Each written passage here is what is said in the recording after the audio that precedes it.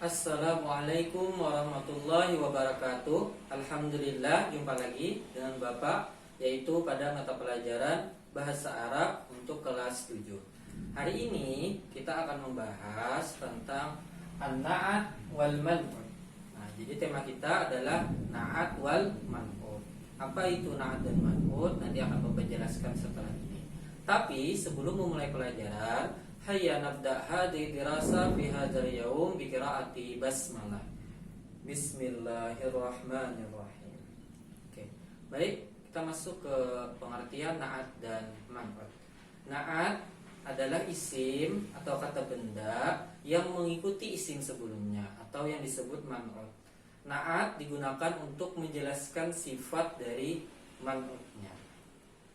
Ya, na'at digunakan untuk menjelaskan sifat dari man'utnya. Jadi kita di sini sebenarnya membahas kata sifat ya.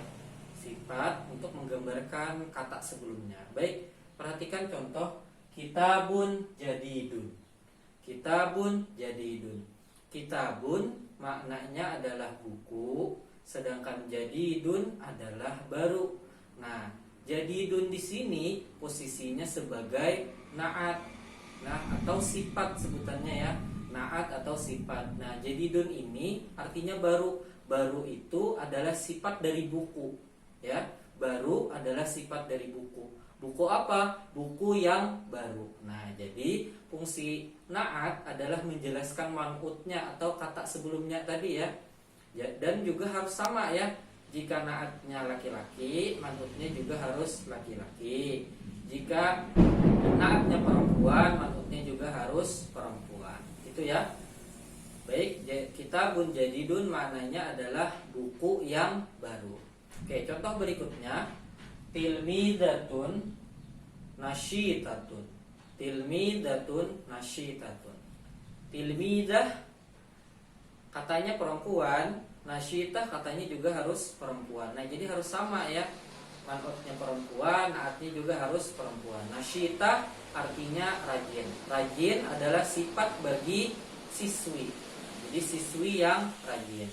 Nasyitah na'atnya, tilmidah man'utnya. Jadi nasyitah ini menggambarkan tilmidah. Siswi apa? Siswi yang rajin. Nah, jadi menjelaskan sifat dari siswi tersebut. Oke, berikutnya contoh yang ketiga. Al-masjidul kabiru. Nah, jadi kan tadi Bapak harus sama ya kata Bapak. Misalkan ada laki-laki, man'utnya na'atnya juga harus laki-laki. Sama seperti contoh yang di samping ini ya. Misalkan man'utnya ada alif lam, na'atnya juga harus ada alif lam. Al-masjidu masjid, al-kabiru yang besar. Nah, besar ini kan sifat dari masjid itu.